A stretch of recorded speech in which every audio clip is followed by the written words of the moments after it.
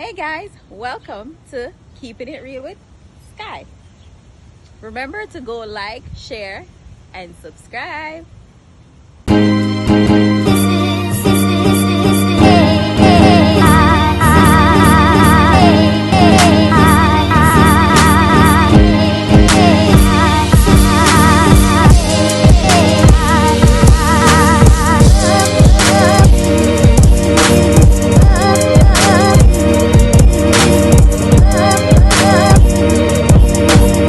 Hi guys, welcome to Keeping It Real with Sky. I know it's been a while. I miss you guys so much.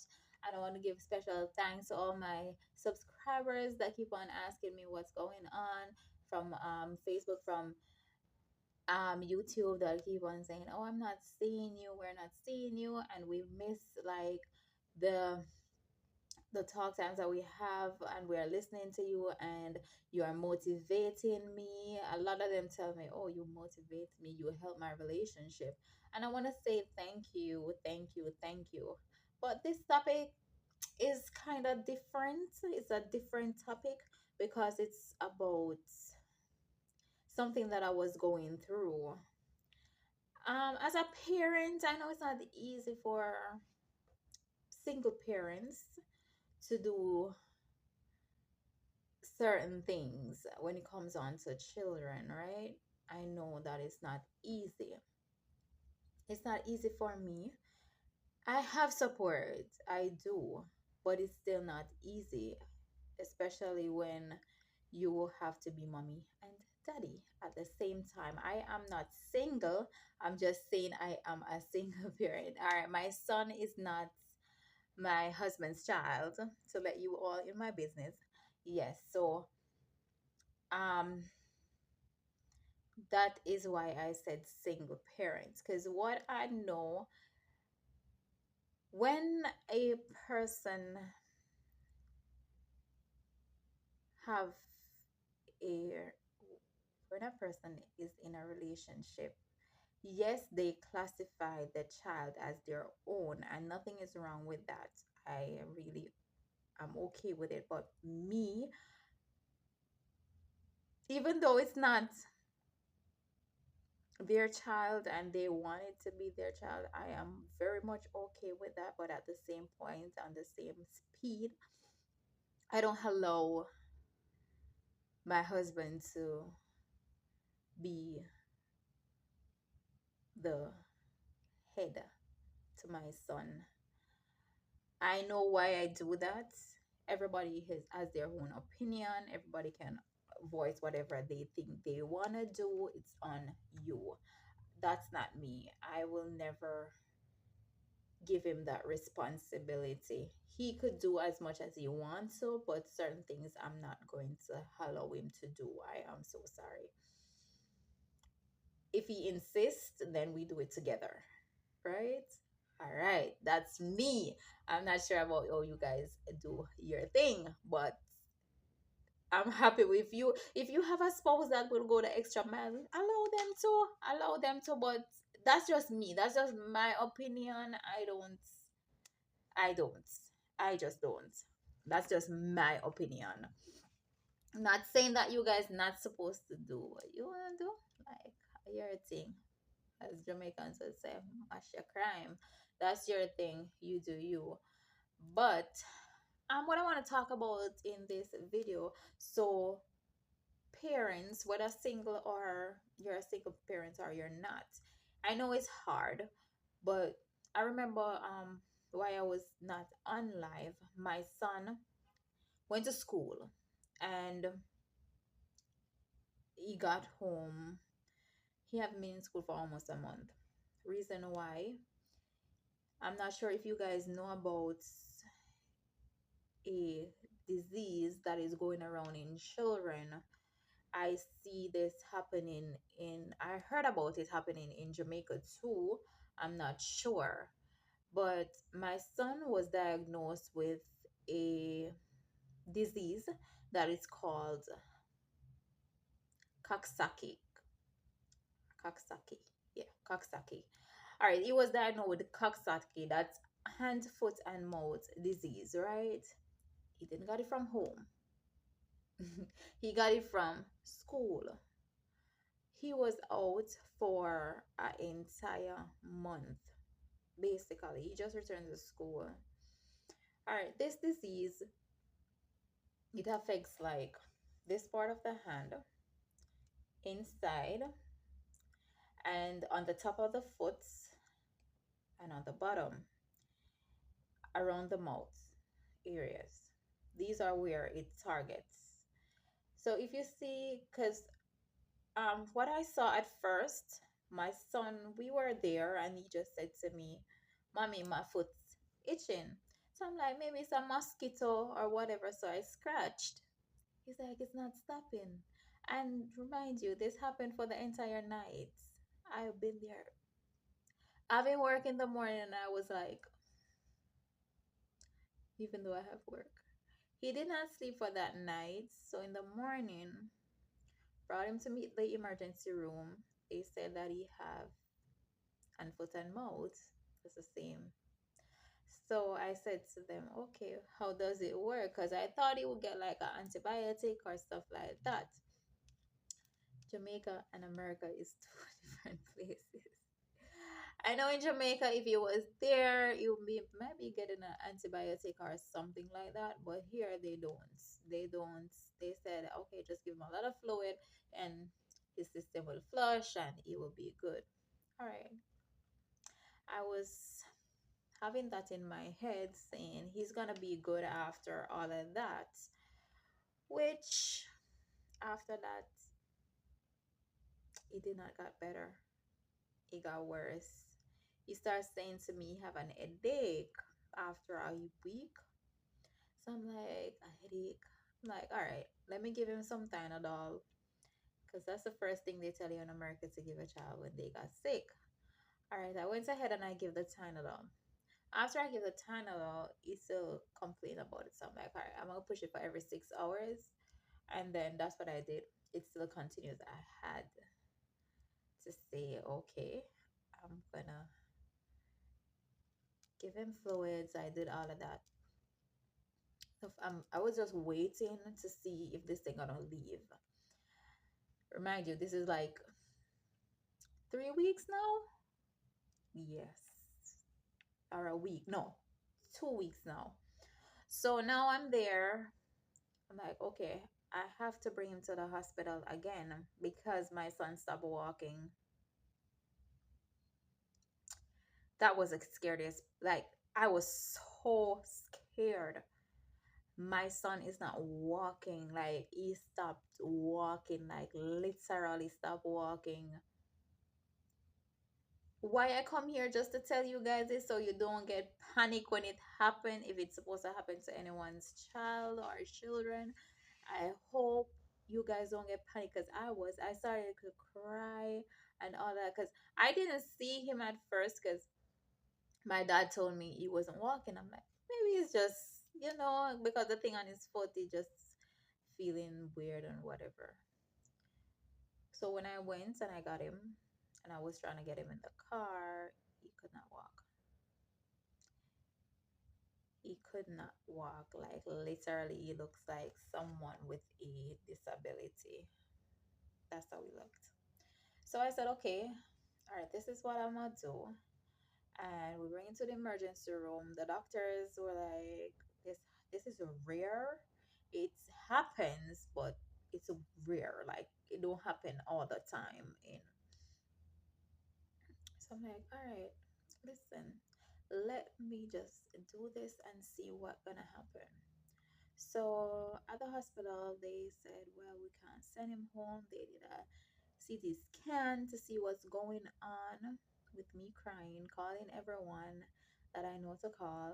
I'm asking for prayers, like I'm blowing up everybody's phone for prayers because I was getting weak and and also I couldn't cope with how I would deal with something like this if it's supposed to really be something more than what it is. How am I gonna deal with that situation? I was so confused, and I know a lot of people here might know my past, And if you know my past, like you'd be like, oh my God, she was really going through it, because my past is hard. And to know that I have to go through something like that or something similar to that again, it's really hard. You understand? So I'm like, listen, I don't want to go through this again. And I started crying, and I started like crying, and I called people. A lot of people prayed. A lot of people prayed. I got a lot of encouragements, and I want to say thank you all for your encouraging words and your quotes. They built me, even though the tears were running. I was still holding on to the words that you said to me. And a specific one that I always remember was, this is another testimony. When I heard that one, it's like it grabbed me. I'm like, all right, that was what I held on to up until the time my son was out of the hospital. I held on to that, holding on to that, and believing God that this is just another testimony. I'm gonna walk out of this hospital rejoicing. All right, then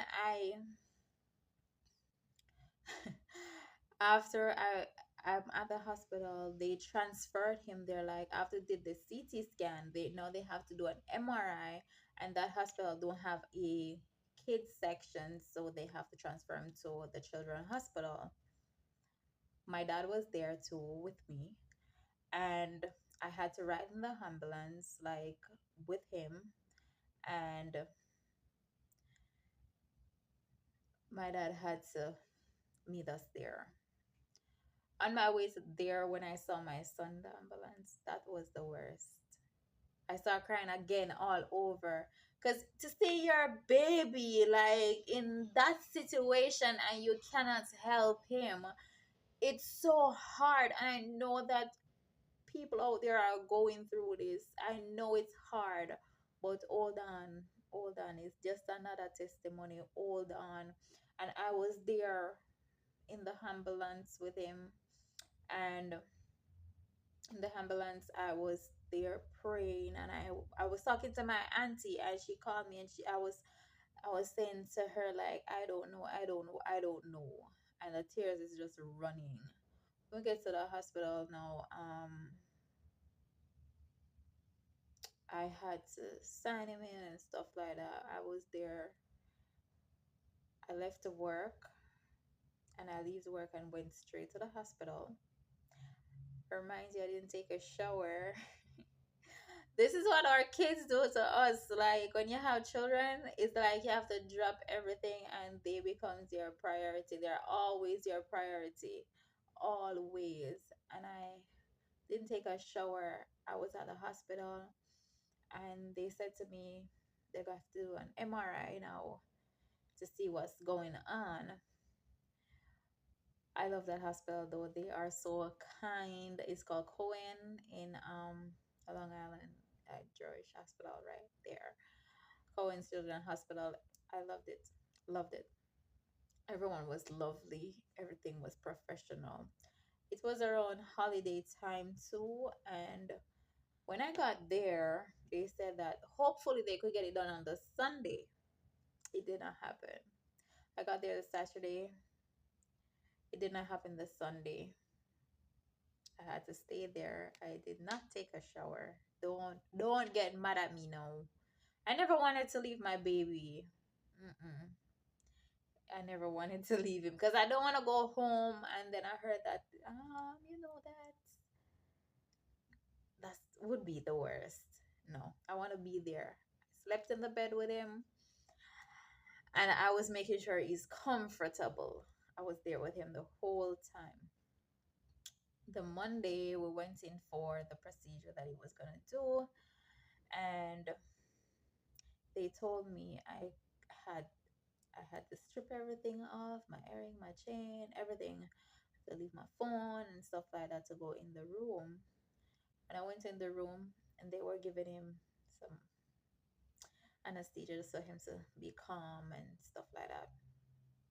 I witnessed this, and it was crazy. I want to tell shout out to the parents that are going through this with their child or their children, especially the ones that have that. that have cancer. Like, I want to say a big shout out to you parents. I appreciate you, because having your child having cancer and you seeing all of that, it's very emotional. And I want to say thank you guys for supporting your children. Thank you. I'm saying thank you for them. Thank you for supporting your kids. Thank you so much for supporting your kids. Because I remember when I went into that room, the baby started to cry. When he started crying, they just, because he already have the IV and stuff in his arm. So what they did, they just give him through the IV. And I'm telling you, he started to cry. And as soon as he started to cry, that thing just put him to sleep in 2 seconds. I just see him just, I'm like, hold up. That was shocking. He just, in 2.2 seconds, he was out. And I'm like, this is how death is. Like, that's what I heard. Like, I'm saying, this is all death is. You can be here, even though it's just sleeping, you could be here and 2.2 seconds you're gone. And then that's when I started to say, listen, life is short. Life is short. If you can live it, do your best to do so. Like, if you don't have to work 24/7, don't. Don't. Because when you get older, then you realize I spend all my time in work. Invest, don't work. Invest, invest. The more you invest, the less work you do. So what I did after that, they said I would have to come back after an hour. I went I went to get something to eat, praying still. When I came back, they told me that he's ready. I could go get him. So after I get him, they brought him in the room. The doctor came to me and she said, fingers crossed, let's say that this come back normal, and then we'll know what to do from there. I'm like, okay, I pray. Everyone's calling me to check up. I'm like, all right. And I went ahead. This gets me really emotional. And when the doctor came back and she said to me, I just want to tell you, everything came back negative. I was like rejoicing. I'm like, look at God. God, you did it again. I heard it's another testimony, and it is surely is. And I started to tell him thanks. I started to dance in the hospital. I was going on like I was saying thank you. Because if it hadn't been for God, I don't know. And that word that I held on to, I don't know what would have happened. And look at that. That's just a simple disease that he picked up. It's a virus, like a bacteria that he picked up from school, from the place being dirty. And it lead him in to stop walking. It leads him right there. Till to the point that I'm like, what's gonna happen to my baby? If is he going to be able to walk again? And the doctors say yes, he will be able to walk again. It's just that the virus is still in his system, and he got an IV, so um he got fluids. So just keep him hydrated, and that was it. I brought him home that day, and I kept him hydrated and stuff like that. And from that, I'm like, listen, if I work 24 hours, 5 days a week, the 2 days I'm going to stay with my son. And we're going to do everything together. I will go the extra mile just for that to happen. I'm telling you guys, the chance that you get with your kids, make use of it. The chances that you get with your spouses, make use of it. The spouses one is a whole different scenario. That's a whole different. I have to sit and talk to you guys about what I've been through with my child's father and where he's where he is right now, and how I handle the situation, how I coped with that situation. That's another tears to talk about all of that. People and how people treated me because of him, and even now how people look at me because of him. I don't want nobody to look at me because of someone. Yes, I was associated with him. He was the perfect person at the time. At the time, I was treated like a queen. When he left to leave the house, I don't know what he does. Mm-mm. And that is why I was telling someone the other day, you can meet someone today and get married to the person and live happily ever after. And when the situations come, you deal with it and move on from it and don't dwell on it. Or you could wait 10 years to know this person, 5 years, 2 years, whatever time to know this person, and you never know them. Because I could be here and tell you, I am going to be in this room for the rest of the night. And you said, okay. And as soon as you go through the door, I went through the door too. You can never know someone. Spend time. Spend as much time as possible as you can with your family, with your friends, with your spouses, with your children. Please, please, I'm begging you. Don't work your life off. I know the bills needs to pay. I know I have them too. But you will die, leave them right there. Make time. Make time. Make time. Especially for your kids. Make time. Make time. I will be here more now since my mindset is back. I wasn't here for a while, and I know you guys understand, especially the single parents or people that have children. I know you understand when we don't come on live. I know other YouTubers do this sometimes too, based on their mindset. Even celebrities do this too.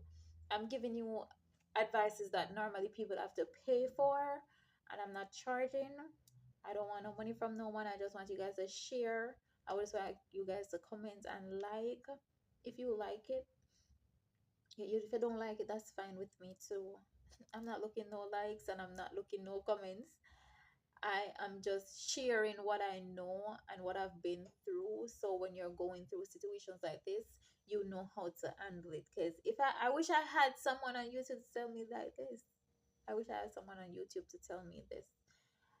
And because that's the first time I ever heard of that disease, like that virus or whatever it is. That's the first time I ever heard of it, and it hit me. So, guys, thank you for listening, and I hope you share so other family member out there could listen and maybe get advice from it too, and say, okay, I've been there too. If you have been there, so you guys comment and say you've been there and your experience, no problem. I really appreciate that too. And I want to tell you guys, thank you for being a Sky. Thank you for being a Sky supporter. Thank you guys. Thank you. Thank you. I love you guys so much. And I'll be here to tell you guys about my past and what I've been through with my child's father. So you guys could know and where is he right now. And you guys are going to be crying for me just like I'll be crying while telling you guys this story. So stick around, share, and tell someone to subscribe so you know that what I've been through. And it will help. I know it will help. It will help you. And I want to thank you guys for everything that you have done. And I have another topic to talk about. So I have like 3 topics to talk about. Like 3. And I don't want to talk about them now because I don't want to add everything together for it to sound all jumbly. So I'm just talking on the topic about the unfoot disease. That's what I'm talking about, and I know people can relate to it because they might be going through it too. And I know it's not easy, especially to see your children in certain situation and you can't help them. Some of them you don't even know the pain that they're feeling. Some of them can't even talk because in the hospital I'm seeing a whole bunch of babies. I'm seeing toddlers. I'm seeing children, and it breaks my heart to know that mommy have to be there 100%, daddy have to be there 100%, and these kids are who don't asthma take cancer. Like there are so much diseases out there, like virus and diseases and sickness. Like help us pray for the children. Help us pray for kids. They are innocent. They don't even know what's going on. They can't even express their feelings. Some of them. So just help us pray for them. And I know that God will deliver because He said, "Suffer the little children to come unto Him." I said, "Put them in my bosom." Know what that means?